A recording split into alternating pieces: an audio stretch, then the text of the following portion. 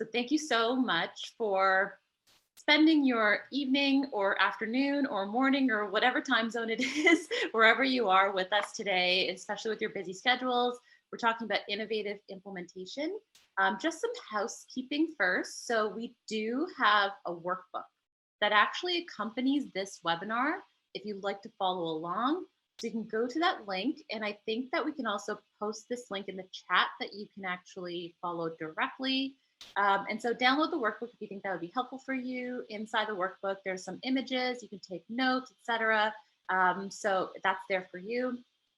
A note as well that this webinar is interactive. So we're actually going to be using Zoom's annotation function and the chat box to get you to share your thoughts and to participate in activities. So just to let you know and give you fair warning, that's what we're doing. And also, Julia, you want to say your little bit? Yes, I just wanted to share that I want to say a huge thank you to the people who go on video. I know that you guys are on video for hours and hours and hours during the day, but when we don't actually get to see you in person, it makes such a difference to at least get to see your face when we're presenting. And I present a lot online, and I feel like the whole quality of everything is so much better when people are on video. So I know not everyone can do that. I know some people might have kids in the background or other stuff happening, but for the people who come on video, I personally at least want to say an immense, immense thank you. Kimberly B says, no camera on work desktop, totally okay if you cannot go on video. If you can't, if you don't want to, that's fine. But if you can and you want to, please go on video. And also, but at the same time, please keep your microphones off or muted just because we want to minimize background noise. So that being said, we can, as people are coming in, we'll just move on to the next slide. So welcome to our webinar. Go to the next slide as well. We're going to be talking about innovative implementation, but specifically about certain key aspects of innovative implementation. And so these are things that really people don't talk about very much, like taking risks, building trust, learning from failure, and building a community. And fair warning, we want to try to get open and vulnerable here. So we're going to be talking about some pretty open and vulnerable things. And so we're hoping that that's kind of the spirit with which we're all participating in today, because everybody faces implementation challenges. And that's the kind of conversation that we need to have when we're trying to be innovative about implementation. So before we start, we know there's a lot of people who are coming online, and we would like to know where you are from. And so if you're able to use the annotation tool in Zoom, I think the way you do it is if you go to your menu bar, you can view options, and there's an annotate tool, and it opens a little toolbox. And you can do things like stamp on the screen. You can also do things like write on the screen or draw, and I see people already doing it. If you don't have to have the exact location you're from, just an approximate location from where you're from. We just kind of want to know where people are joining in from the world. And so again, I know people are still— And I've just hidden people's names, so it will no longer show your name on any of your annotations moving forward. But for people who are just coming in, we are using the annotate tool in Zoom to actually indicate where we're calling in from today. We have some Australians, we have some people from the UK, we have people from Canada, the US. Oh, wow, awesome. People from around the world. It must be, okay, somebody's not calling in from Antarctica, are they? Or maybe? If you are, that's amazing, and thank you. But I love to see where people are calling in from. And it must be some crazy times in different time zones right now. So thanks again for, for joining us today. Okay. We also want to know a little more about you in terms of what kind of implementer you are. And we get this question a lot. Is this the right webinar for me? Is this the right place for me to be? And so you are in the right place if you're an experienced implementer. And that means you are trained, you have a lot of implementation experience, and you're looking to connect, collaborate, and learn from your colleagues who are actually dealing with very similar challenges in applying implementation science. You are also in the right place if you're a novice implementer. So maybe you don't have as much experience, but you want to learn from others who have experienced similar challenges to you and wins as you. And you want to discover different tools and resources that you've used. I see people really like the annotate tool still. You're in the right place if you are an intermediary, funder, or researcher who wants to support implementation and you want to better understand the practical applications of implementation science. And even if you're a graduate student, this is the right place for you. You want to prepare for what real world implementation looks like and add to your toolbox to better equip yourself, you are in the right place. So with people are already annotating. So yes, please indicate where you think you fit in each of these categories. So we want to know who's out there. It looks pretty even across the different categories so far. We have a lot of intermediary funders and researchers, a few graduate students. People really like the hearts and the stars.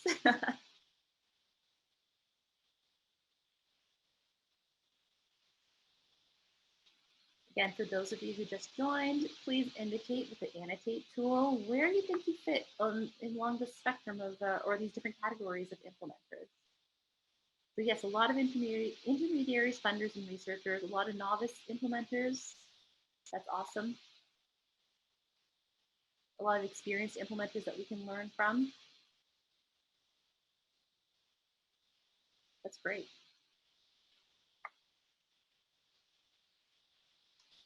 So we have learned a little bit about you and we wish we could learn more, but there are a lot of people online right now.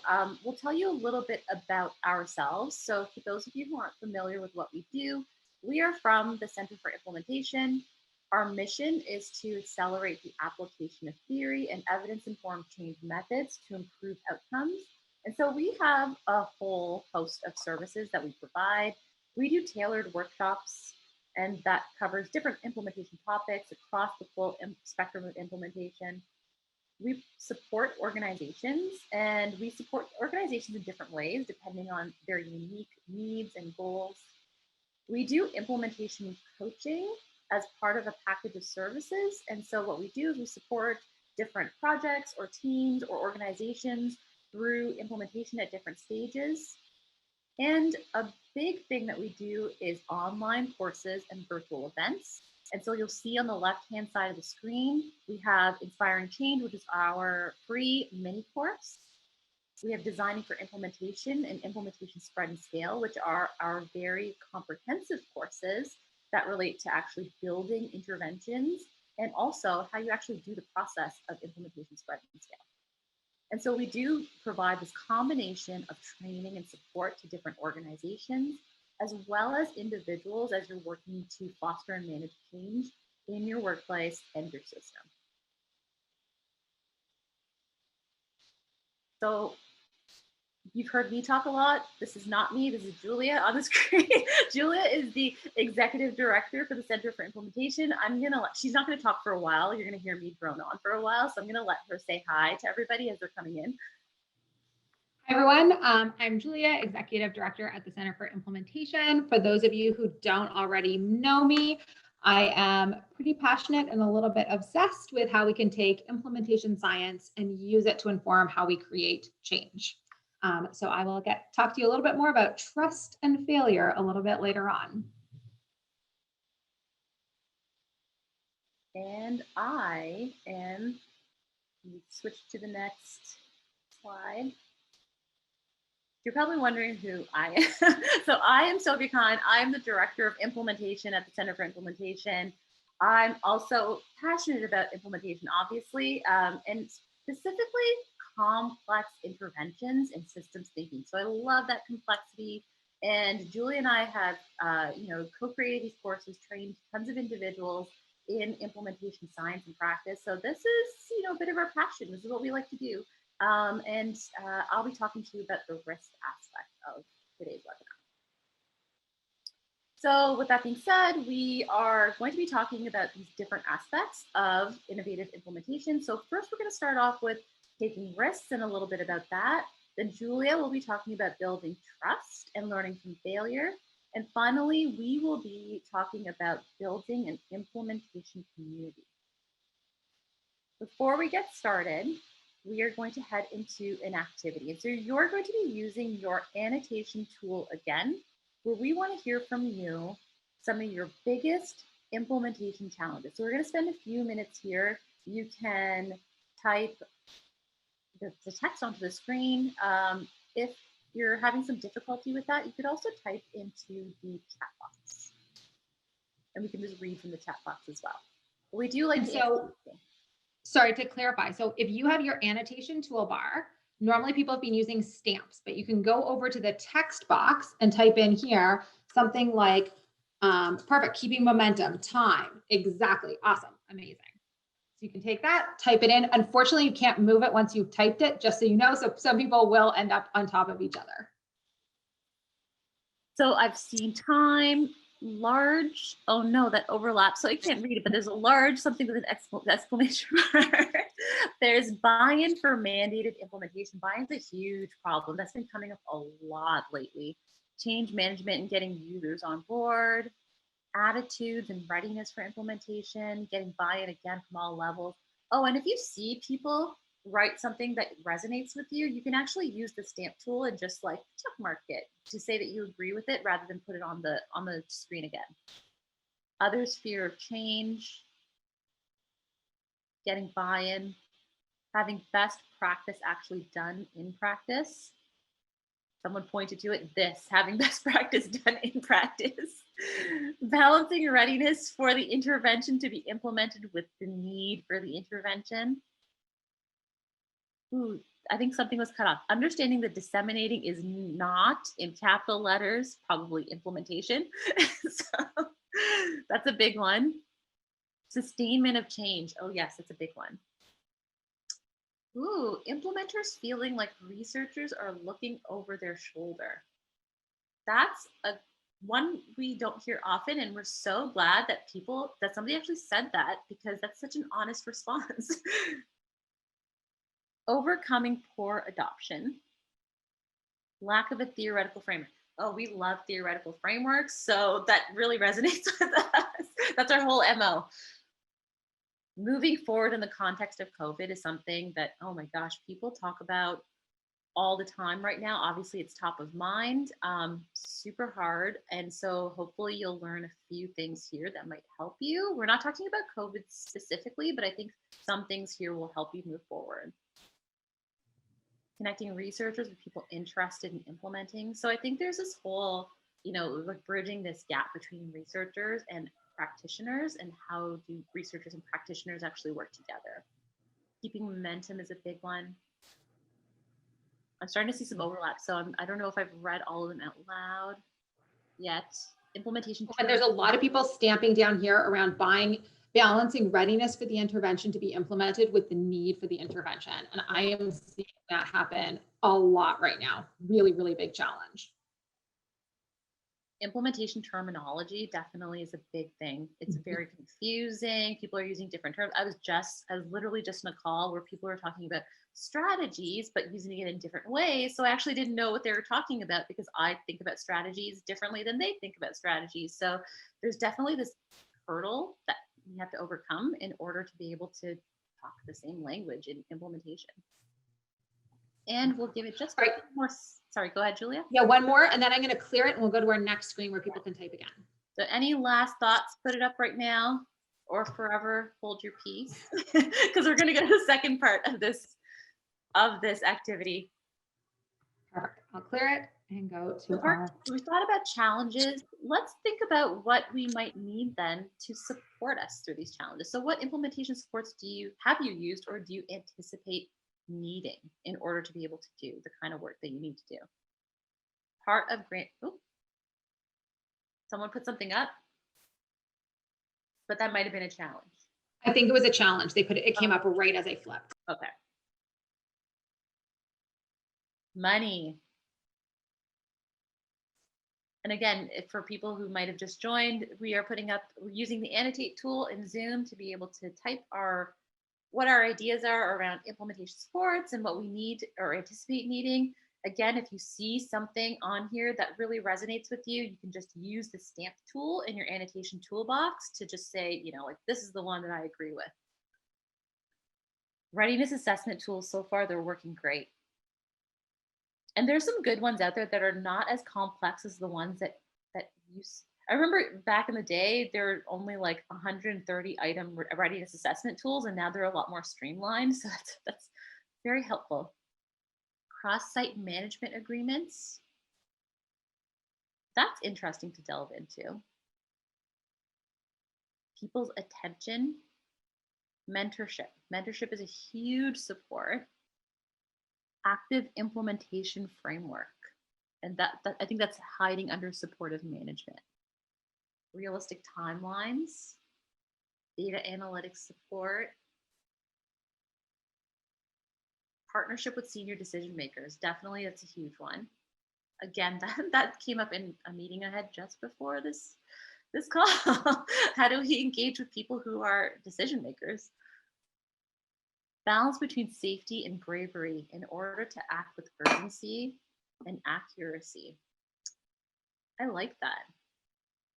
I feel like a lot of what we need in implementation, a lot of the challenges that we face, it's about walking some sort of line between and having and balancing different tensions in a way. Upskilling, time.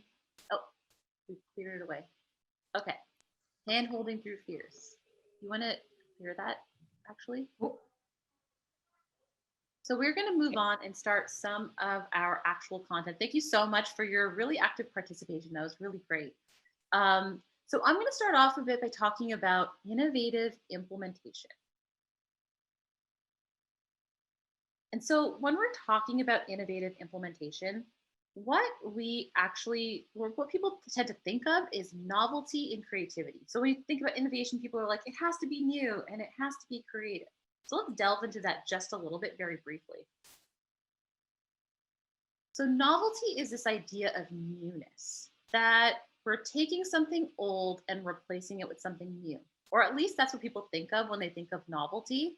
That's what we call transformational change, when we're actually taking something that used to exist and we're just completely implementing something new. But novelty can also come in the form of incremental change. So when you're implementing small amounts of change or adjusting something that already existed, that's also novelty. So novelty can exist on a spectrum or degrees of novelty. We can also think about creativity as thinking outside the box. And so when we're thinking about this outside of the box, what we're thinking about really is smashing mental models. So we always rely on these mental models in order to solve problems. And in order to be creative, we need to kind of step out of that space. And creativity also kind of exists on the spectrum, depending on what you're implementing.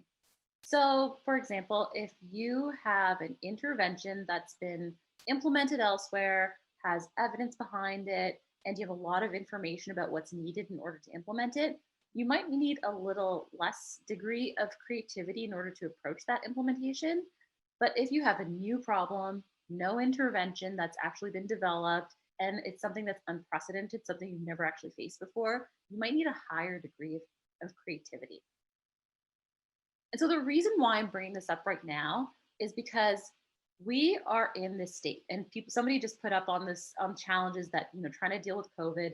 We've all been dealing with COVID, and that puts us at a high degree of novelty and creativity to address our challenges. And we talk a lot, so really we need to be very innovative. And we talk a lot about what we need to do that's new and how we need to be creative. But that there are certain topics that people don't talk about as often that are really byproducts of innovative implementation, or really are the bedrock of innovative implementation. And we don't talk about these things openly and honestly and in a way that we should be talking about them in order to actually do innovative implementation. So these things are assuming or managing risk, building trust, so that relational piece, And also a big one, learning from failure and not even just learning from it, talking about it. And so that's why we selected these three topics for this specific webinar. We want to shine a light on these things and actually talk about what these things mean in the context of implementation. So I'm going to start off by talking about taking risks, and Julia will talk about failure, trust and failure. So when we talk about risk, we are talking about the anticipated or known negative effects of a change. These are often the byproduct of novelty and creativity. And this is not always true, but it's true most of the time that the more novelty and creativity you're introducing into your implementation initiative, the more risk you might face. And this is something that people really, really get scared of. For those of us who work in the public sector, we are risk averse. We do not want to take on risk. And there are reasons for this because the cost of it is too high, because risk means dealing with people's lives, affecting systems, affecting organizations. And so we feel like there's a huge cost of taking a risk. Also, to be honest, we're not really taught to talk about risk. We don't ever actually think about managing risk. We only ever avoid risk. And that's not the best way to go about thinking about risk because we're going to face risk whatever we do. So, and also when we do face risk, there's often a blame culture. We often blame people when something goes wrong rather than trying to be creative and trying to get ourselves out of the situation and trying to mitigate risk. So the best way to deal with risk is be proactive about it. You can actually plan to manage risk. And this is what I call the way you plan to manage risk. I'm calling it the what if game. That's my informal name. A more formal name for this could be a decision tree or a decisional analysis tool. Some of you might have seen this before. It's used a lot in business sectors. Some of you might have actually used it before in your organizational strategic planning, etc. I call it the what if game because embarrassingly, I used to watch the Dr. Phil show. And one thing that stands out about something he said to one of his guests once was, we ask the question, what if, but we never answer the question. And that resonated for me because it resonated for me personally, always asking, well, what if, and what if, and you're always scaring yourself with, what if this thing happens? And the whole point of asking the question is, well, why don't you carry it through and actually answer the question to see what will happen or to go through the decisional process of what might happen. And so that's what this whole what if game is about. What if you do choose to implement something?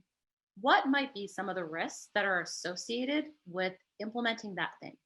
And you could probably ascertain those things from reports of where people have actually implemented before, or just a brainstorming activity of what might be anticipated. And think big and think about any potential risks that might be faced by implementing something. So this is an exercise you can do with your team where you're brainstorming.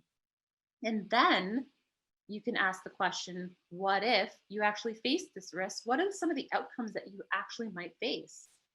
If you can anticipate what risks are and what potential outcomes might be, then you can actually plan for what you might do with them. There are ways and strategies that you can actually mitigate risk if you happen to face that risk. And for some things, you might not be able to actually mitigate that risk. It might be a risk that you just have to take, but at least that's part of your decision making and it's something you can anticipate. And the whole point of doing this is, of course, you want to manage risk, but it also has byproducts. There are certain things that happens when you do this exercise, this what if game. It empowers you. What you're doing is you're identifying risk and you're naming it and you're coming up with a plan for it. So you're being proactive and you become an empowered implementer. The other thing that it can do is really, really help with stakeholder buy-in. If there are stakeholders who actually resist change and don't want you to implement this thing because it's too risky, if you go to them and say, hey, we've thought through the risks and here's a plan in case we actually face these things, here's a plan to actually do something about it, then that's quite powerful to take that to your stakeholders.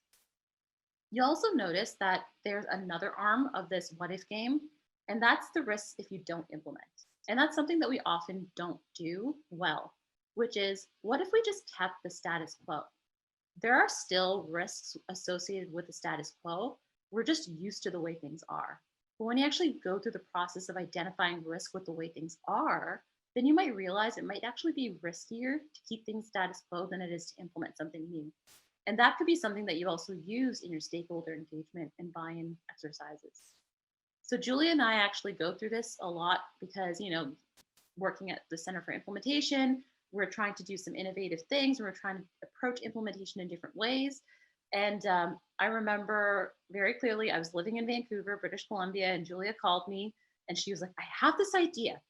What if we do this mini course and it's going to be free and we're going to disseminate it widely and it's going to be this and that? And I was like, this is a great idea. And we got really, really excited about it. And then this dread kind of settled in when we were thinking about it, like, oh, this is a good idea. Are we going to put ourselves out there? And it felt a bit risky. And when we actually went through this, we were thinking, okay, well, what's risky about it? And so we identified the risks. And some of the risks that we identified included things like, well, what if we put ourselves out there and people don't agree with how we're presenting implementation and presenting different frameworks and theories and models? What if that ruins our reputation? Or what if we fail? What if no one watches it? What if no one signs up for it? What if it's a failure? And walking through that process and thinking, okay, if we do face these outcomes, is it a big deal if we fail? Can we deal with that? Okay, that's fine. Maybe we can actually take on that risk. If something happens to our reputation, are there some strategies we can use to actually turn that around? Okay, yeah, you know what? This might be a good way to go about doing this free mini course if we actually have a plan to mitigate that risk. So that's like our business example, but this could be used in your own settings for your implementation work. So I was once part of the evaluation team for implementing electronic order sets in long-term care homes. And we went through this process of thinking about the risks of implementing and not implementing order sets. So there are risks associated with implementing electronic order sets because there's definitely this technological curve, this learning curve that people have to face. And people were worried about, orders falling through the cracks. But if they didn't implement them and continue to use paper order sets, then medication errors could happen. So actually thinking about each of those states and thinking about what might happen and what outcomes might be faced is really, really helpful and really powerful. So overall, just in sum, in order to come up with some sort of risk management strategy, there are a few key questions. So you can do this what if game, and these questions can help you with this what if game. So what is the risk of not taking on a new change? And does this outweigh the risk of taking on the change? So doing that comparative analysis is really, really important. Who is the most affected by these risks, and have we brought them to the table to discuss how these risks actually affect them? That to me is really important because often what we do is we might overestimate how much people perceive there to be risk. And if we don't actually ask the people who are affected, we might be making an erroneous judgment. So why not bring them to the table and ask them what they think about the risk? There are people who are willing to take on risk if they feel like there's a greater good or a bigger benefit. And having that conversation is really, really important. For the risks that we've identified, can we manage these? And so there might be some that you can't manage, and that can be factored into your decisional analysis. But for a lot of risks, you can actually implement strategies to help mitigate them. And I'm highlighting this because it's a huge risk that people always talk about. If the new change fails, if there's a failure, are you okay with that? And how are you going to deal with it? And Julia will be talking about that more later. Right now, I'm going to hand it off to her to talk about trust. Wonderful. Thanks, Sylvia. And before I jump in, I just wanted to flag there were a couple of really great comments in there that Heather and Alekia alluded to, that we don't often actually think about the risk of not implementing the thing. And I think that that is Alekia said, that's really a profound way to think about it. And I know that Sylvia and I get to parachute into a lot of different organizations. And I think that that's a really big theme. We only think about the bad thing that might happen if we do it, but we don't actually pause and really think about what are the implications if we don't make that change, or we don't even try to make that change. So I think that that is a really, really great thing to highlight. So I'm now going to shift gears and we're going to talk about trust and failure. These are really hot topics. There's actually been some really great talks about these topics, specifically about trust recently. And if you did not get a chance to see the talk from the University of North Carolina about trust, I highly recommend it. Maybe actually someone could drop it in the chat box. It's available online. And they had a really, really great talk where they highlighted how they've done some research with implementation support practitioners and found that trust and vulnerability have been some of the most important things in supporting implementation. But after that talk, I know a lot of people started asking questions, but literally, how do I build trust? And like, what do I do to put that into action? And so we're going to get into kind of some of the nitty gritty about building trust, what that looks like, and then talking about failure. I'm actually going to admit that when I was practicing this earlier today and earlier this week, I had this moment of like, were we way too vulnerable in what we decided to share with everyone today? Because we're going to talk about some of our own failures and stuff. But I paused and said, no, that is scary, but this is the reality of implementation. It is hard and it is scary and it is not always easy. And you're going to make mistakes and make mistakes again and again and again. And so it's worth it to sit there and be this honest, because we know that we are all experiencing this and we see it over and over and over again with organizations. So I'm going to start by mentioning trust and mistrust. So let's start with some basic definitions. Trust is about the confidence in people's reliability and integrity. And one of the key words that seems to come up a lot around trust, the sign that you have trust with someone else, is that people start showing vulnerability. So those things seem to be very, very closely linked. Mistrust, on the other end, has to do with questioning people's motives or viewing people's actions with suspicion. And so we are going to talk about a bunch of different pieces related to trust. The first thing I think that can be really helpful to ground you is that there's 4 different kinds of trust. They're actually related to each other, but I think it can help you kind of frame what's really happening. Because as I talk about these things, chances are your head might be bouncing between different categories. So first we have strategic trust. This is essentially whether people believe that the intervention or the project or innovation or initiative that they're working on is going to succeed. Do people believe in what they're doing? I was on a call a couple of months ago and I was invited in. I had not been part of this group. And partway through the call, someone said, "Why are we even having this conversation? None of us believe this is even going to work." And essentially, they had a lack of strategic trust in what they were working on. And we see this a fair amount of the time, that people don't even believe in the project that they're working on. So they might have one of these other kinds of trust, but they don't have strategic trust in that project. The second type of trust has to do with intra-organizational or intra-group trust. So within an organization or a group, do people trust each other? So say you join an implementation team and instantly you can tell that people are honest and vulnerable with each other. That's a sign that people within that group have strong trust. Third, we have inter-organizational or intergroup trust. So between different organizations.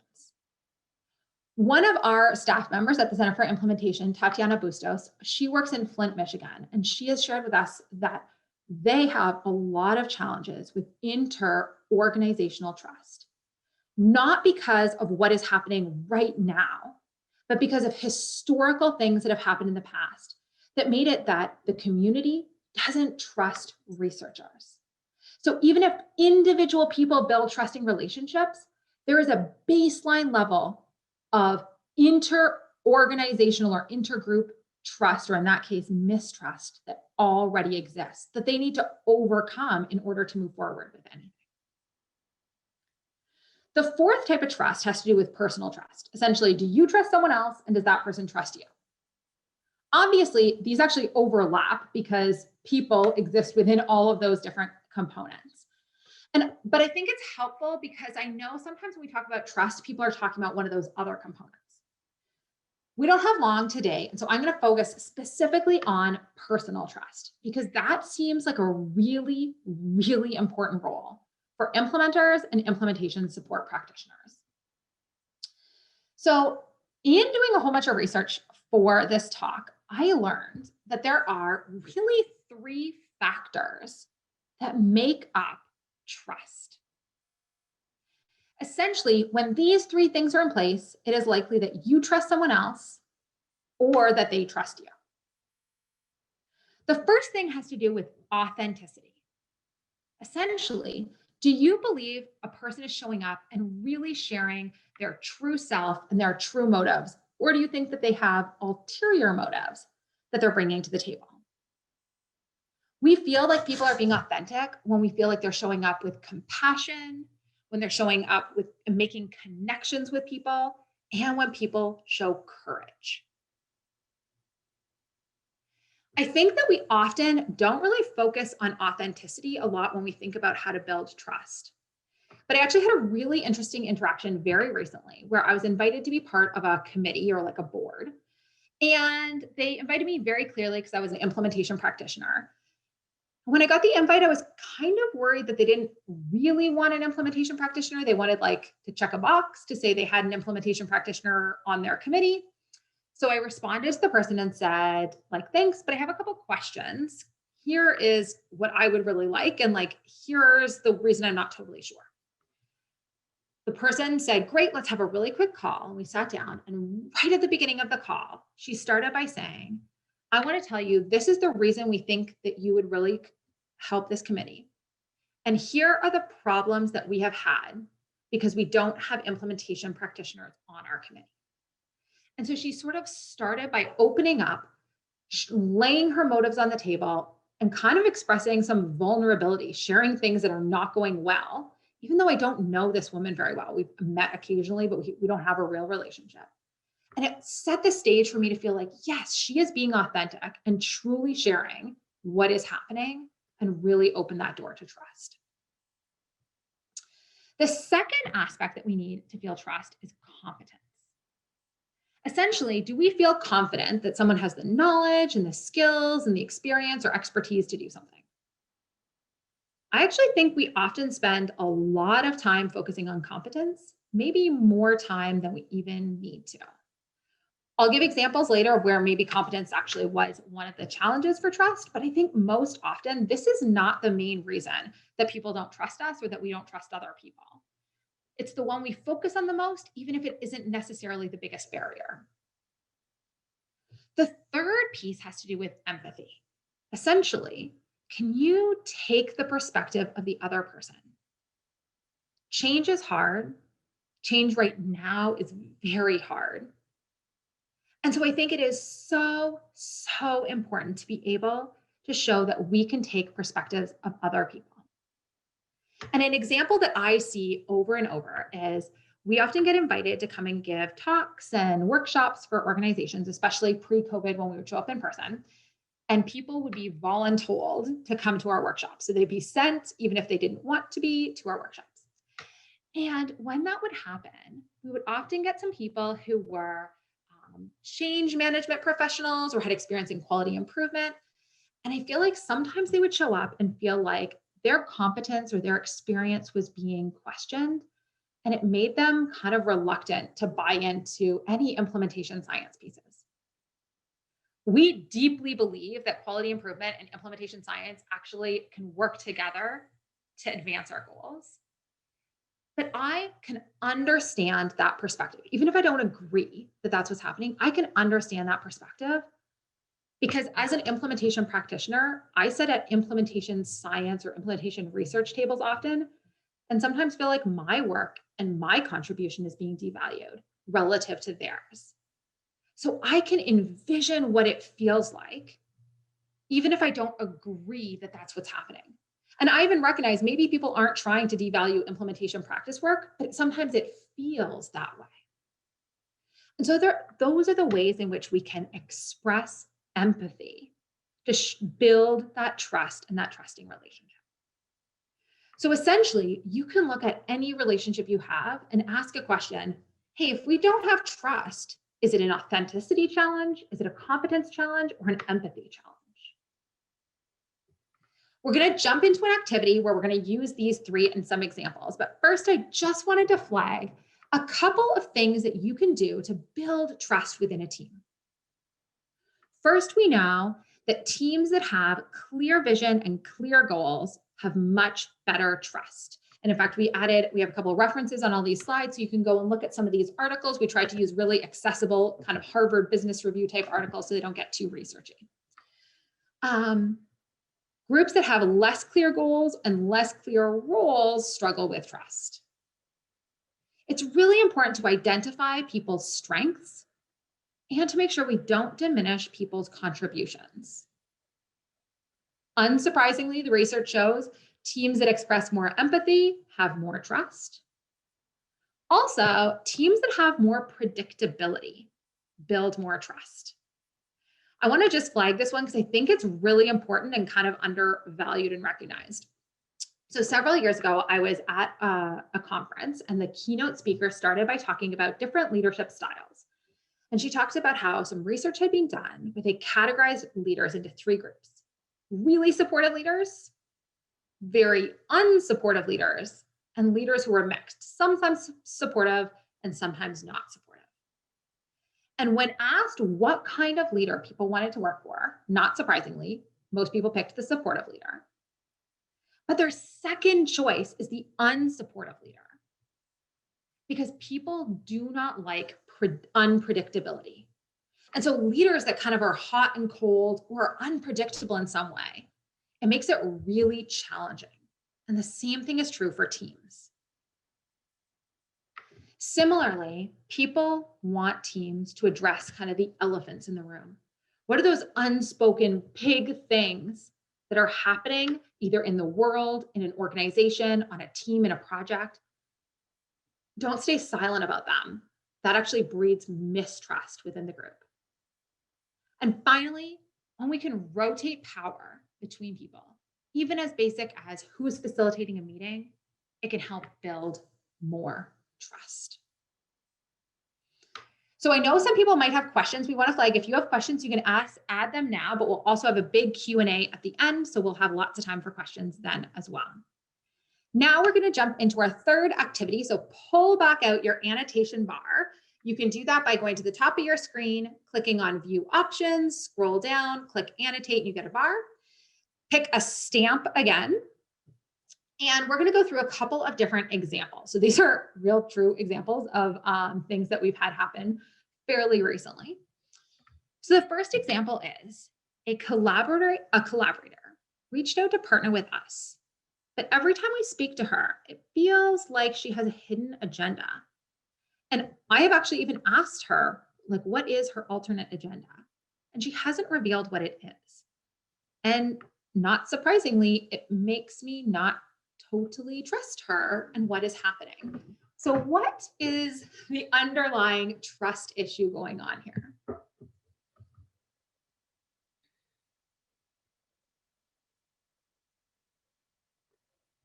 I love the diversity of them. So yeah, this is an authenticity problem. I am worried, we are worried that she has ulterior motives and we don't know what those are, and she's not telling us what those are. And so I feel like there's a lack of authenticity in our conversations. Second situation, I was asked to join a brand new implementation team. After only a couple of meetings, I was very impressed with the implementation lead's experience, knowledge, and skills. Brand new person, never met them, feeling quite trustworthy towards them, and was reflecting, why do I trust this person that I barely know? And it is, yeah, I trust their competence, right? She has shown up to the table and shown me lots of competence.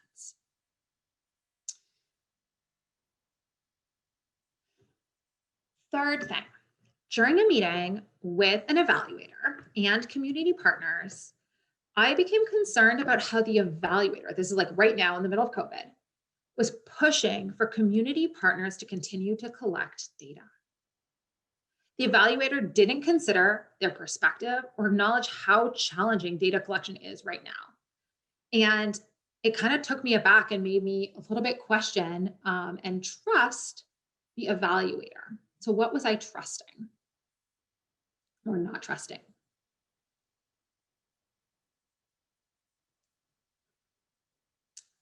Yeah, so I think it is actually mostly an empathy. She was not taking people's perspective, but I can see there's a couple of people thrown in some competence, and maybe that's also a competence issue related to evaluation. Yeah, I can see Sylvia nodding as well. Um, oh, and so can you flag, Vanessa? There's a really good question in the box. Can you flag that, and we'll bring it in our Q&A. So our fourth example is one. Okay, this happens to me more often than I would like to admit.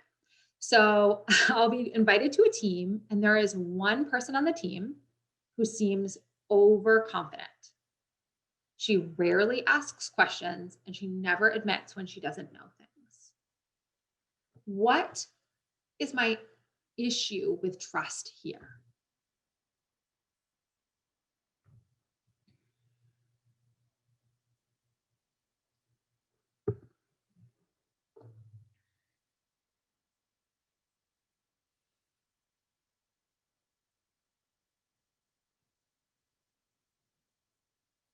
Yeah, I think that I originally think I would have put it in competence because I think that sometimes I'm questioning, does this person really know what they're talking about?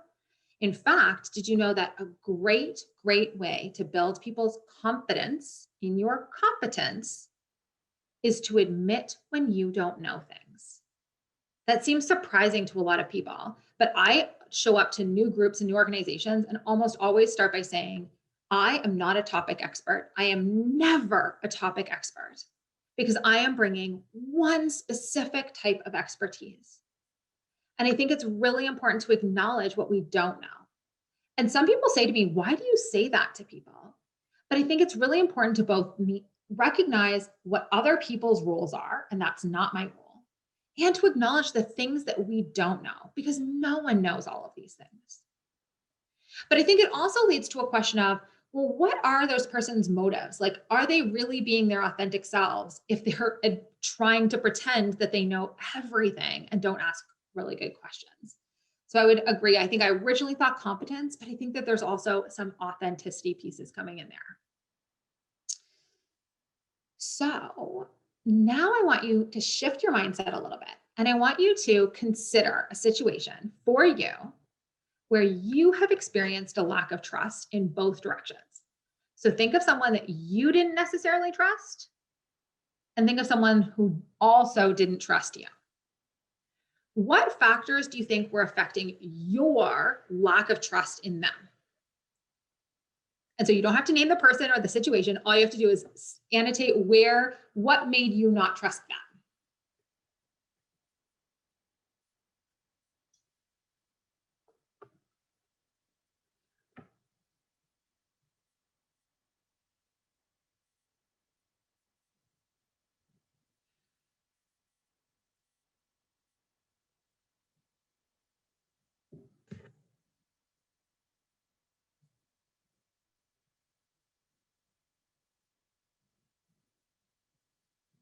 That's so interesting. So a really big diversity. It looks like authenticity is the biggest of the three, with a pretty equal, maybe a little bit more empathy than competence, but a very, very nice diversity between the three.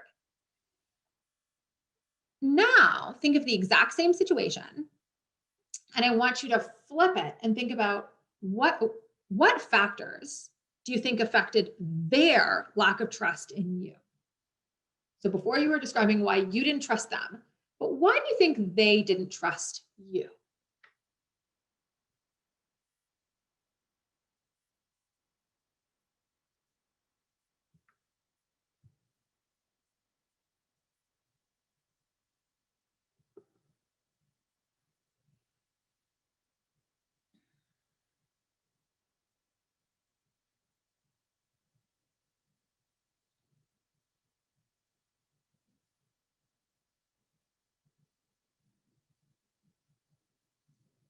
Yeah, so this is really interesting. So our perception is that people don't trust us because, well, what people are saying is they don't trust us because they don't think we're competent, but you don't trust them because you don't think they're authentic.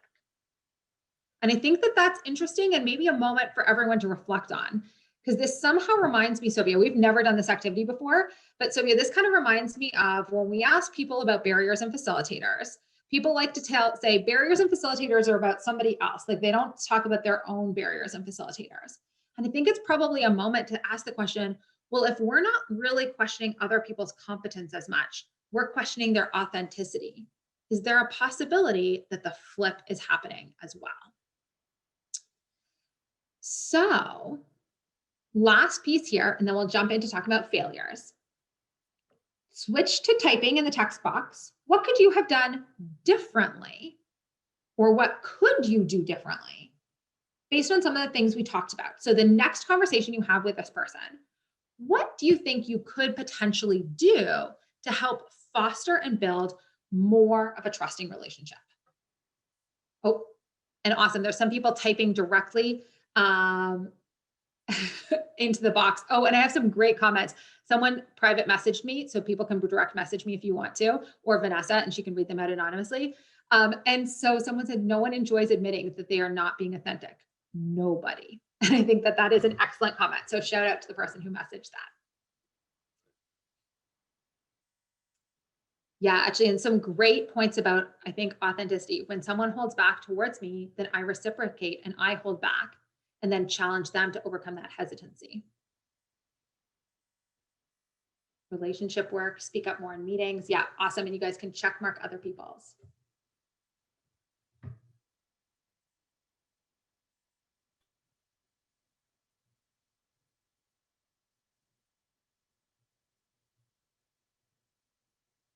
Amazing. Oh my goodness. Like just incredible ones. Yeah. And someone mentioned it's hard when you have perceptions of another person's motives. It definitely can be very, very challenging. One of my little tips that I often do, because I have to build relationships and I have to build trust pretty quickly. My job is often getting people to tell me really honest things about what's not working. And so I think a really, really helpful thing to do is if you show a little bit of vulnerability and you see how that's reciprocated, is a great first step if you're really struggling to figure out how to start that whole pathway. There's amazing things here about creating clear agendas, having the courage to speak up about problems, asking more questions, having frank conversations, listening for understanding, not just asking questions, verifying that people are on the same page, sharing vulnerabilities and fears, ensuring to check in about the other person's perspective and hesitancy. Wow, just really, really awesome things. Demonstrating authenticity. Lay your motives on the table. Actually, I would say Sophia and I've started doing that a lot more often, and it's been surprisingly more effective than I thought it would ever have been, even to recognize for yourself what those are. Ooh, and throwing out the expert model. And someone asked, what if vulnerability is not reciprocated or poorly received? And I think that definitely happens.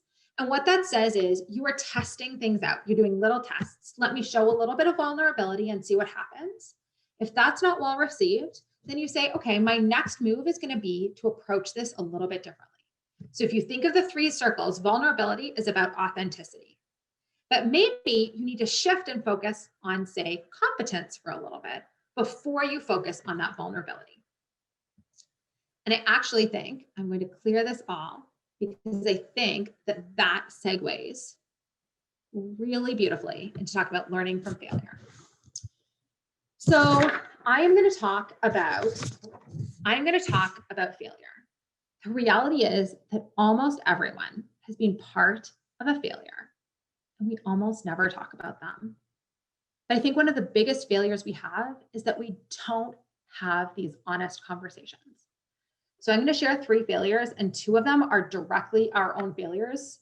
Fully admitting, was pretty scared to say this too. We have 300 plus people registered between both events, but I think that we need to start talking about those things. So failure number 1, this is our failure. A couple of years ago, someone reached out. So I trained someone. she was working for an organization, reached out to us and said, hey, can you support us with planning our implementation? I said, absolutely. And in the process of building our contract together, she kept using the word co-create. We really believe in co-creation. We said, amazing, that's awesome. We added it throughout the entire contract. A couple of days after we signed the contract, she left and took on a new role, and someone was assigned to work with us. That person had no implementation experience, no quality improvement or change management experience, and was just sort of thrown in to work with us on this project. It did not go particularly well. Ultimately, they said they wanted to co-create, but never gave us access to the key stakeholders for us to co-create anything at all. We asked again and again, and it never happened. And I'm going to admit, at the time, we felt very frustrated with them and maybe even blamed them. But it was interesting because I was working on the trust slides and kept flashing back to this project and thinking about the fact that I think that the new person who was assigned to work with us did not trust us because she didn't believe in our competence. She didn't understand implementation science. She didn't know the value that we brought to the table. And so she literally did not understand why we were there. And we did not stop and take the time to build that relationship with her because we had other people in that organization who did understand that, but they weren't the person we were working with. And she was a gatekeeper that essentially shut the gate and prevented us from being able to move forward. At the time, we had some lessons learned, but I think that we have this even bigger lesson learned looking back now. That when there are stakeholder challenges, it is so important to reflect on our own contributions. At the time, I think we really saw it as their mistake rather than our own failure. But in retrospect, we absolutely failed in a lot of different ways. We did not pause and build trust first. And then when work wasn't going as planned, we did not do a good job of stopping and having a really open and honest conversation about what was happening and how we could change course. And in retrospect, I think that that was a major, major mistake on our part. And we know that the final things we developed were not as good, not only because we didn't co-create them, but because we didn't take the time to do some of these things, like building trust first. So that was our lesson learned my first example. The second example that I'm going to share is not our own personal example, but is the failure example that we see the most often across organizations for years and years and years. So we've been training people for a long time. And typically what happens is an organization sends 1 or 2 people to come and get training. And those 1 or 2 people live under 1 manager or 1 director. And all of that knowledge and all of those skills live in a silo. And what happens is they go back to their organizations and they build out tools and resources and work on projects. And the reality of our field is that there's staff turnover. And so those people often leave the organization and they take the knowledge and skills with them. And the organizations are left with this feeling that who owns this? Who is responsible for this? We don't have the knowledge and the skills and the infrastructure within the organization to keep doing this. And what happens over and over, and we see it all the time, is that all of that leaves and it's like they have to start over. And I've seen 2 situations recently, one with a manager and one with a director, where one of them left the organization and the other one was brought to a different section of the organization because of COVID. And it almost completely dismantled who was responsible and how they were going to put implementation science in practice in their organizations. We see this so often. One positive, a silver lining, because I don't live in those organizations, we live outside of the system, is those people often leave and bring implementation science to practice to the new organization. So from a system level, there's actually some silver lining. But for the actual organization, it can be a huge, huge challenge. So some lessons learned here. One, it is so important to have distributed leadership for implementation work. It is also really important to map out who needs to know what. What are the knowledge and skills for each role within that organization? And how can you distribute that across as many people as possible? Then you need to provide role clarity, and you need to provide role clarity over and over and over and over and over again, because lack of role clarity is probably one of the biggest challenges we see. And then having really regular communication about all of those pieces and the vision and how this all fits together. The last failure I'm going to talk about is honestly for me the scariest of the three. And that's because I think it feels like the most personal for me. So I've been training people for a long, long time, but it's become really clear that training alone doesn't build people to become implementation coaches. So 2.5 years ago, I came up with this idea of building a coaching the coaches model. What happens if we took people who are already trained in implementation science and we created a small cohort and I coached these people to become implementation coaches? And we used things like modeling and role plays and feedback to help build up their coaching skills so that we could actually build kind of a cadre, a whole cohort of coaches. I was super excited about this, and I had an organization say, this is awesome. So we had a bunch of people who had been trained in implementation science to practice, sign up. We did it. And the first time we ran through it, it was phenomenal. Absolutely amazing. The people in that cohort loved it. They said it was transformational for their work. I was so excited. I reached out to a researcher and said, hey, you're writing a grant. Maybe we could embed this to evaluate it. Then we did it 3 more times with 3 different organizations. And it never worked quite the same way again. There were lots of different problems. People were voluntold rather than volunteered to join. People didn't have baseline training. People's roles weren't actually about implementation coaching. They weren't supported in the right ways. COVID happened while those things were happening. And in all cases, we had to kind of pivot and adapt and do something slightly different. And it was pretty deflating for me. I was very excited about this. I thought that this could be like a transformational way that we could build people to become implementation coaches. And so it was devastating, actually, to have to go through that process and figure out how to kind of do something productive with the groups that we had, and then also let go of it. And so there's some key lessons learned from that. So the number one thing, though, is to remember that it's okay if the first idea is not the right idea.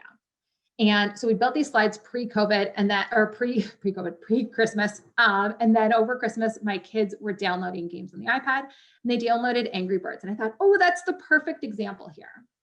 Because did you know that the version of Angry Birds that everyone became obsessed with several years ago was not version 1 or 2 or 20 or 30 or 40? It was version 52.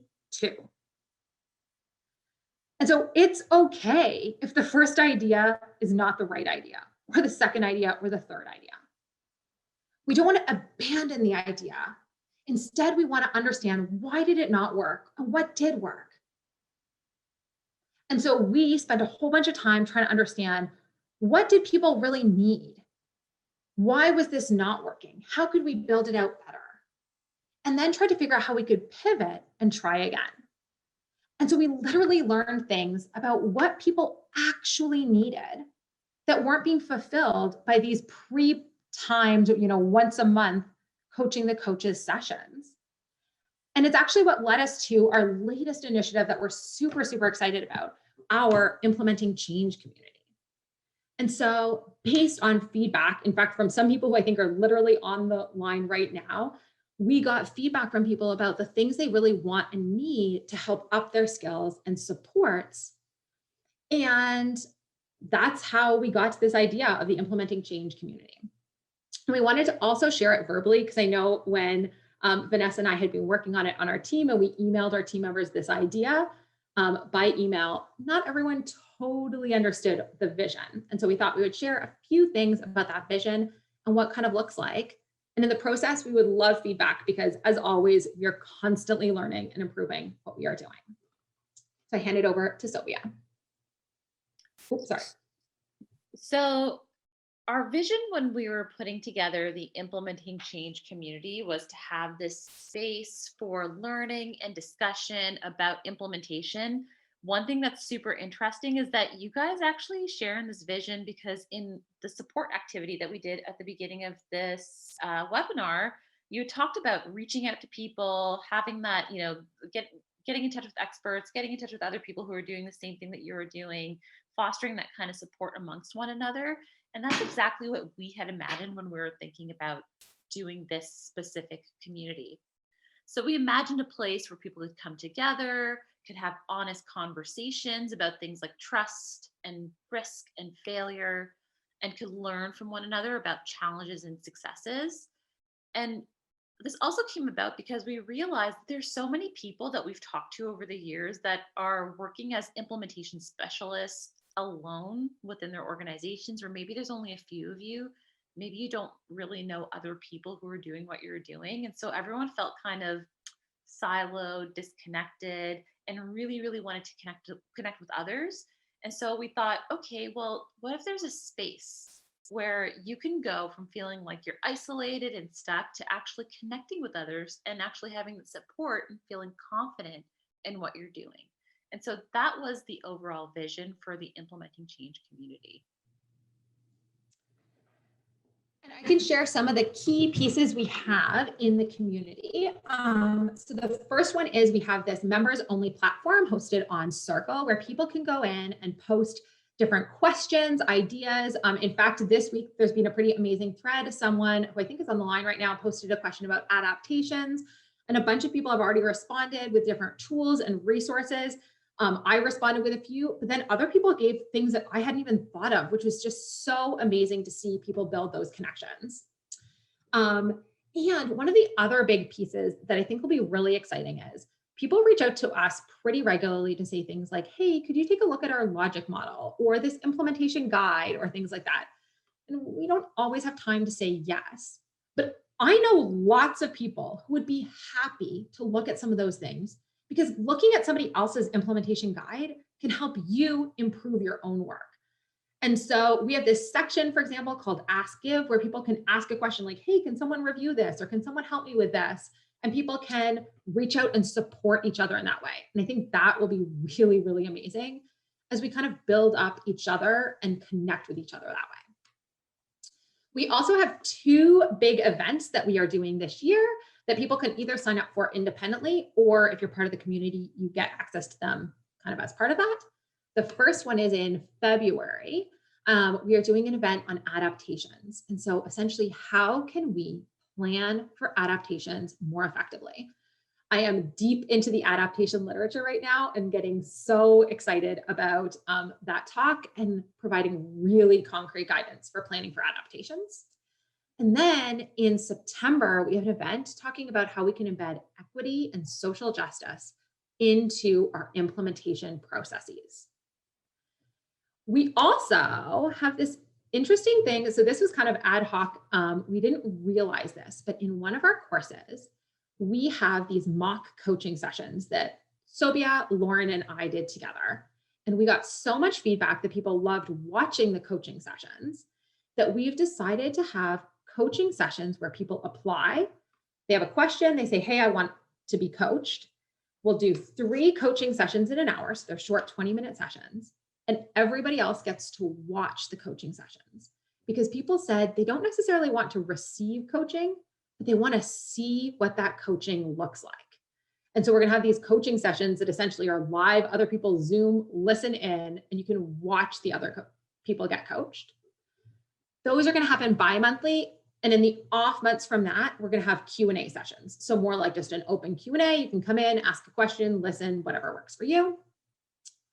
And quarterly networking events. we are excited about this. And simultaneously, if you have brilliant ideas of good ones you've seen that are virtual, we would love them because we have been to a couple that weren't as stellar. And so we're looking to make them pretty fun and interactive there. Over to you, Sophia. We also have tons of resources. People love, love, love resources because, as Julia said, they like to see examples of things. They like to use things in practice that are really, really practical that they can just take to their workplace and say, okay, tomorrow I'm going to use this thing with my team. And so we have decided to actually develop out a lot of our resource library. So we just filmed a series of short videos where we actually interview people and ask them about their application of implementation theories, models, and frameworks. And so, for example, if you're interested in learning about the theoretical domains framework, and you might go to a research article and read about it, and it's not that understandable, and you're not sure about how it applies to your context, you can actually look at one of these videos and have somebody talk about how they actually used it in their workplace and in their project.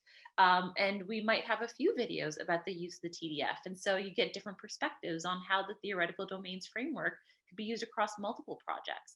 So we're starting to build out this library where we're actually interviewing people about that. We just developed a new resource called Generating Buy-in to Use Implementation Science in Practice. And this was developed specifically based on people expressing their needs for this kind of resource. That they go and they try to implement something in their organizations, and there's this lack of buy in. This also showed up in our activity for implementation challenges, buy in.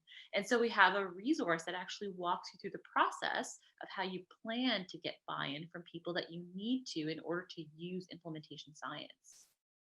We also will be developing additional resources along the way. So it's going to be a dynamic process based on suggestions that you have in the community, based on discussion that's arising in the different Q&A sessions or the coaching sessions, etc. And so our ideas include things like templates or worksheets or slide decks, talking points, again, things that you can actually take to your organization or to your project and use immediately. And it's very practical and useful right away. And then when you join, you can also get reduced rates on our other courses. So if you're interested in joining Designing for Implementation or Implementation Spread and Scale, you can have a discount on those courses by being a member of the community. So if you're given time, I think we'll skip right into here and then open up to Q&A. So my last couple notes are, and Vanessa, tell me if I've missed something because I think I will, but mostly, one small note, this is pre-COVID. I feel like these days now you need a sign if people have a photo together pre-COVID. So this was taken at the CIRC conference in Seattle in 2019 when we were there. So honestly, I actually wish when we started having this idea and figuring out what it would look like, I got really excited because I wish I had this years and years ago. I've been doing implementation work for a long time, and I felt very, very, very isolated for a big portion of that. We would fail, things wouldn't work, I would have challenges, and I would feel like it was my fault, like I had done something wrong, like I wasn't doing a good enough job. And now that we've touched so many projects and so many people, I realized that wasn't true. But I didn't know that at the time. And we hear that over and over and over again from other people. And so I think that it is just such a common thing to feel like we're not doing a good job at implementation because it's hard, and it's not actually because we're not doing a good job. But we need other people to reach out to help us find answers and resources and supports in different ways. And so I think that will be really, really amazing to have that. So if you want to know more about the Implementing Change community, and I saw somebody post in the chat, like, where do I find out more? You can go to our website, and there's information about pricing and how to sign up. And note that we do offer discounts for organizations that are sending more than 3 people, for former course participants. So if you've actually participated in our previous courses, you can get a discount here. Full-time students, people from LMICs. And if you're wondering about discounts, just email us and ask. And also just note that it is a membership for a year, and that memberships are within the calendar year of 2021. So your membership would expire at the end of 2021. So again, if you have more questions, please visit our website. And with that, we open it up to any questions people have about any of the topics we have covered: the community, risk, trust, failure. And Lauren, were there any questions that you had flagged that you wanted to bring back in? I know Lauren was keeping track of questions. No, but I'm flagging a lot of good resources people have been sending in the chat. Oh, perfect. So we will include those resources. We're going to send an email out.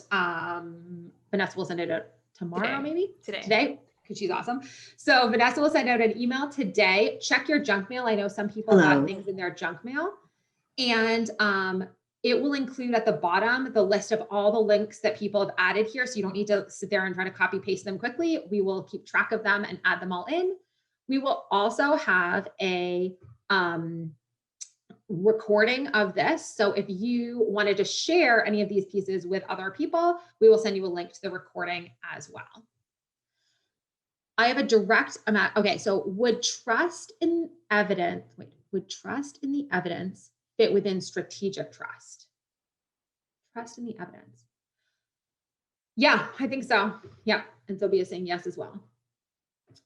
Second question, what about trust between the organization / adopters and the facilitator implementation support practitioner? I would say, I'm going to jump back a whole bunch of slides. Let's see how fast I can get there.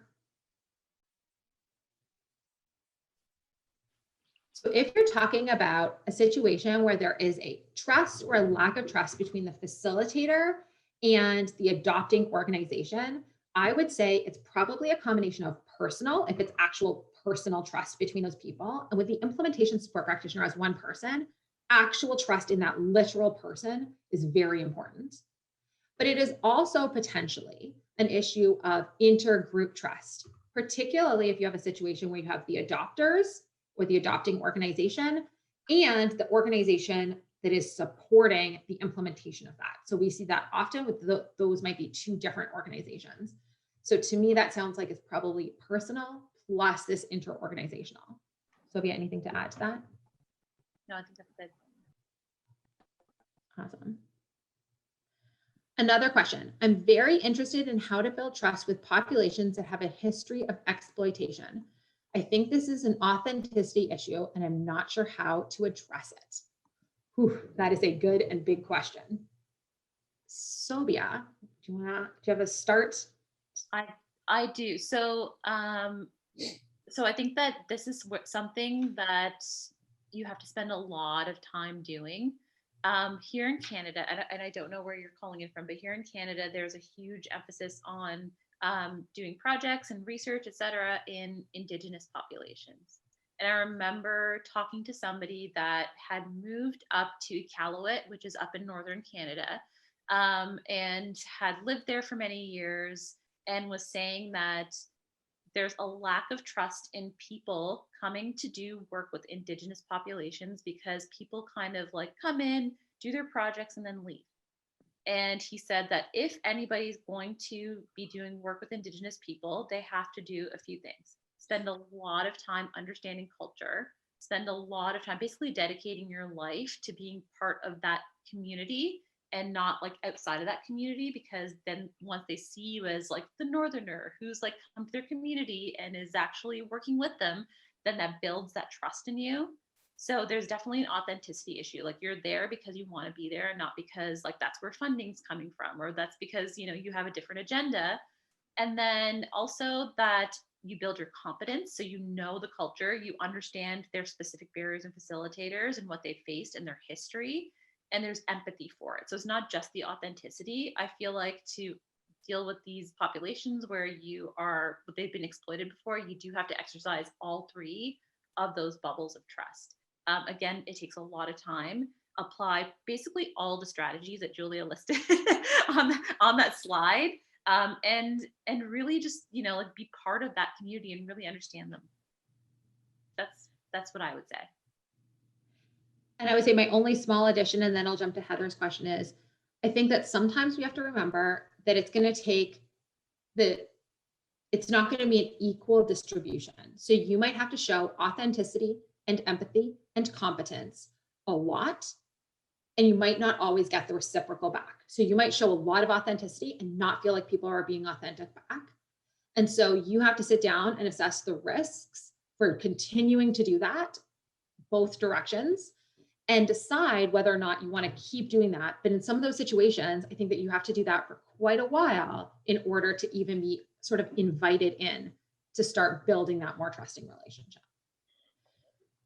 Heather asks a great question. She says, risk analysis with clinicians, in risk analysis with clinicians, it is also helpful to remind them that some risks can lead to positive consequences. Would this still apply to risk-taking in implementation science? The answer is absolutely. In fact, the example that Sobia gave of us doing this mini course, I think resulted in huge positive consequences.